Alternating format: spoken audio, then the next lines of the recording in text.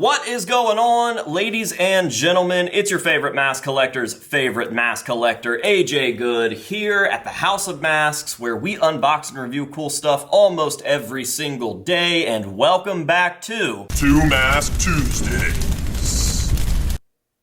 What? What's that?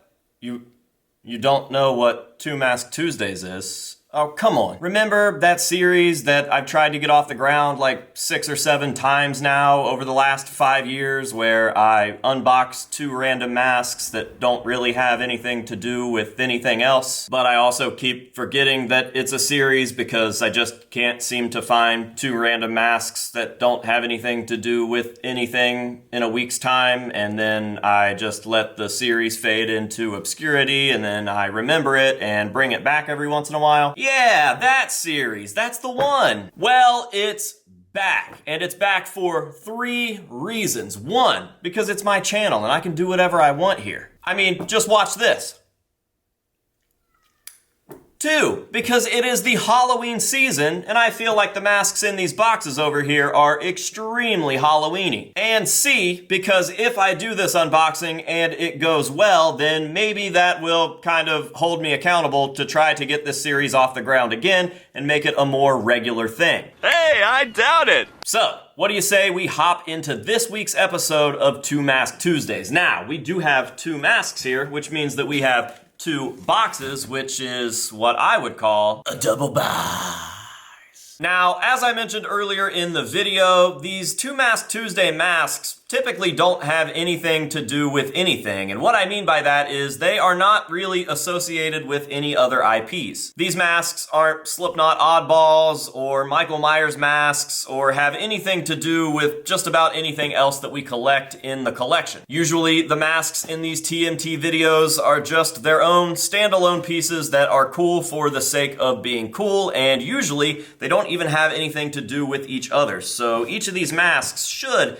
technically not have anything to do with each other, but coincidentally, and this was not planned, I just was after both of these masks for quite some time and ended up grabbing them right around the same time. The 2 masks that we are looking at today are both old Elusive Concepts masks, but the coincidences don't stop right there. Through doing some research with Mr. Mike Covert, the mask wizard himself, I found out that these actually came from the same exact line. These masks both come from the Sights for Sore Eyes line, and again, that's just totally coincidental, and I will explain a little bit more about each mask as we pull them out. I have no idea which is which, so we are just going to go ahead and hop on into the first box here, but I just wanted to let you guys know that normally this doesn't happen, and this wasn't planned, and I just think that that is kind of a cool thing. So, the first mask is the one that I've been after for the longest, and this is a piece that I did have in my collection for quite some time.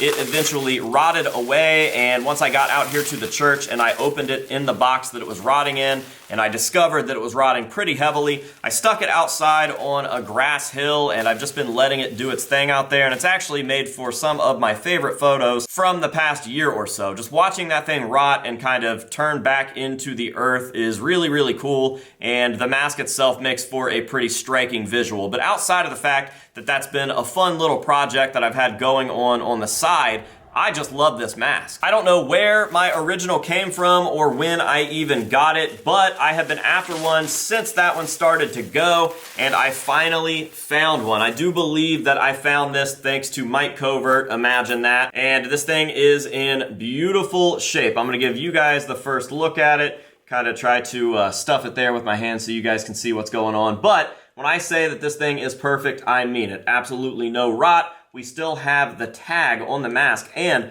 a special latex tag right there. So I have yet to see this in person, obviously. I just unboxed it, but I am going to turn it around for myself now that you guys have seen a nice up-close look at it, and I'll take my first look at it, and then we can talk a little bit more in depth about this piece. So here we go. Yes, dude, perfect, absolutely perfect. Again, I've been after this for a minute, so to see a mint copy is refreshing. I've been after this for so long, and I have found probably 6 or 7 different rotting copies out there, and I didn't want one that was going to rot. Now, I will obviously have this thing foam filled, but I do want to take some photos with and of it first. But what we have here is the Elusive Concepts Foreign Legion Spy, also commonly referred to as Firing Line. And I think it's pretty obvious as to why that mask has gotten that nickname. Now, before I keep talking about this, I actually want to get it stuffed so that you guys can see it kind of not folded in, because it really is just such a disturbing,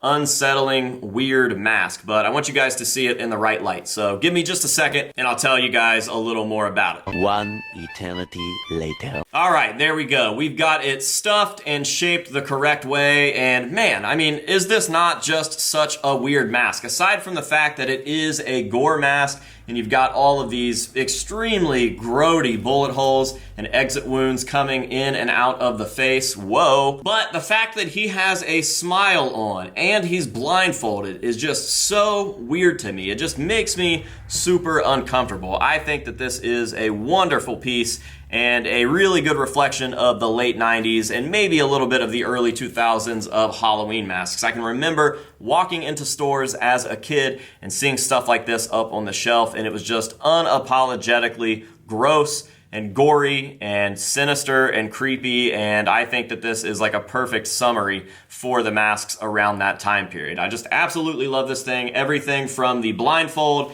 to the smile with the missing teeth to the disgusting bullet holes. I am very, very happy to finally have another copy of this in my collection, and a copy that is in absolutely perfect shape. I've got multiple tags hanging off of this. We got the Spencer's Gifts Fright Stuff tag from 2001 right there. We've got a latex Elusive Concepts tag there, and then we've got the regular Elusive Concepts tag right there. So I'm definitely going to be looking into getting this thing foam filled and saved before it even starts to go. And this is just the first mask from this episode. So let's set this one off to the side here, and we can jump into the next box. Again, something that I've been looking for a little while, not as intently as I was looking for that other mask there, but I found one of these in Hillsboro, which is about 30 or 40 minutes away from the House of Masks, and I tried to get it, but the sellers just would not come off of it. I really wish that they would have, because the paint on that copy was beautiful.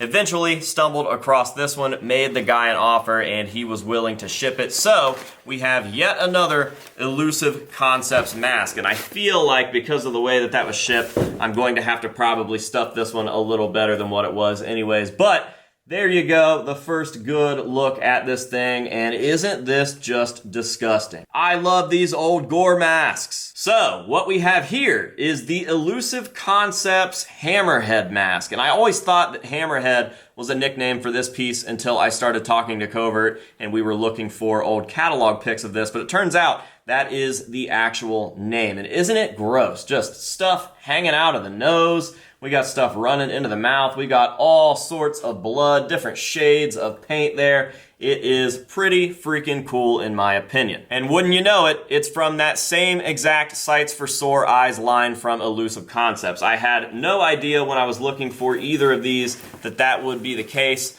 but here we have them. I'm super, super happy to have both of these things, and they will both be getting foamed because I really don't want to have to go through trying to track these down again. They do pop up from time to time. I have seen multiple copies of both of these masks popping up on eBay and Facebook, but they were just never the right ones. There was always something wrong with them. I've seen the Hammerhead without the nasty kind of snot mucus stuff coming out. I've seen it with a little worse paint job. I've seen this guy pop up from time to time, but it was always rotting, and I just wanted some mint copies that I could keep mint forever. If this isn't a Halloweeny unboxing, then I don't know what is, because both of these scream my childhood, both of these scream Halloween nostalgia to me, and yeah, I don't know what to say. I just couldn't be happier to have them here. So, there you go. 2 Mask Tuesdays with 2 cool pieces from Elusive Concepts. Huge shout out to Mike Covert for the help on getting information for these and for tracking this one down, I think. I can't remember, I don't know. We'll just give him the credit anyways. He deserves it. So yeah, dude, we've got nothing left to do but to get these guys stuffed and displayed and shown off with some nice up close shots for the end of the video. And that will be that. So thank you guys very, very much for watching. I appreciate you. And I really hope that you've been enjoying all of the content this spooky season. Please, please, please make sure that you guys are subscribed. We are getting extremely close to 200,000 subscribers. And I would really like to hit that by the end of the year. Now, if you are already subscribed, then go ahead and drop a like on this video and then leave a comment down below about which of these two masks is your favorite. Is it Hammerhead